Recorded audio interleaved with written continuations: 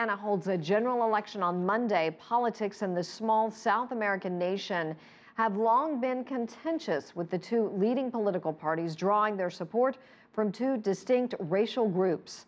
International observers will monitor the vote, including a group from the Carter Center, led by the former U.S. President Jimmy Carter.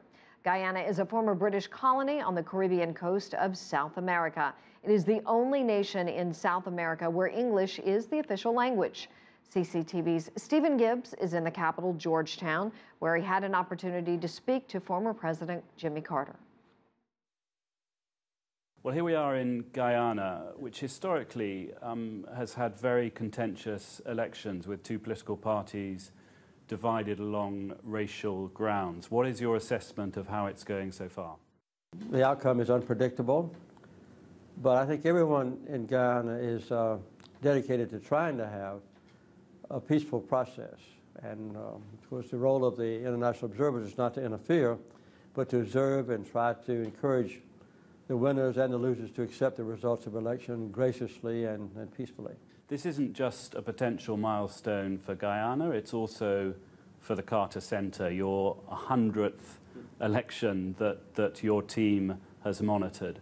Can you give me a sort of assessment of how elections and election monitoring has developed in that 25, 26 years since you started this? Well, the Carter Center initiated this process for going in from outside and offering our services to a country that has a troubled or uncertain outcome election. But we try to be helpful and try to guarantee, first of all, that the tendency or temptation to cheat is minimized because they know that we are here watching. And then we observe the election process to try to make sure it's honest and fair and safe.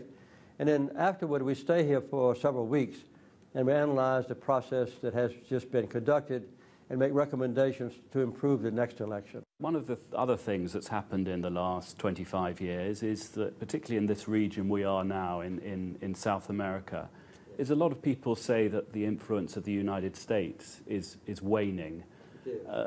Do you regret that, and what would you suggest is done to change that? Well, when I came into office as president, I tried to eliminate the previous American policy of supporting all the dictatorships. We would send in troops to protect the dictator from an uprising among the people who were suffering under that oppressive government. And we promoted human rights. But many of those countries, have within their constituents, within their electors, people who vote for an anti-American party or an anti-American stance. That's their privilege. Yeah, that's their privilege. Do you think the United States has lost the battle in South America? The battle of ideas, that is. I think it's better now without the United States dominating than it was before I became president, when the United States allied itself with dictatorships. Can I ask you a couple of questions about China? Sure. It was under your presidency, of course, that diplomatic relations were restored with China in 1979, and that set off in many ways, or was concurrent with the big changes in China that have resulted in it becoming a major economic power. As you look forward for, let's say, the next 30 years, do you think the rivalry that seems inevitable between the United States and China, do you see that as a risk or an opportunity from a U.S. perspective? There will be some peaceful competition about who has the biggest economy, who has the fastest growing economy, and maybe even for diplomatic influence in smaller countries in Latin America and Africa and so forth. That's okay. But I think that in the strategic planning area, the United States ought to be very careful to respect China and vice versa.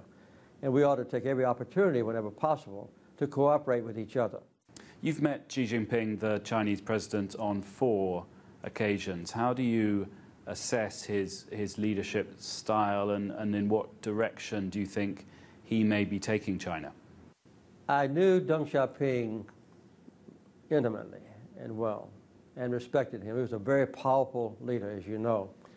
I think that since Deng Xiaoping, Xi Jinping is the most powerful and authoritative and dominant leader that China has had. I think he's trying very hard to have some reforms in China. eliminating corruption and that sort of thing. I think it's too early to make a judgment about how his tenure in office will affect China internally. So far, I think it's been a very beneficial to the Chinese people to not only increase the average income for Chinese people, but to reduce the inequity that did exist between the eastern part of China and the western part of China. President Carter, thank you so much for talking to us. It's been a pleasure. You have some good questions.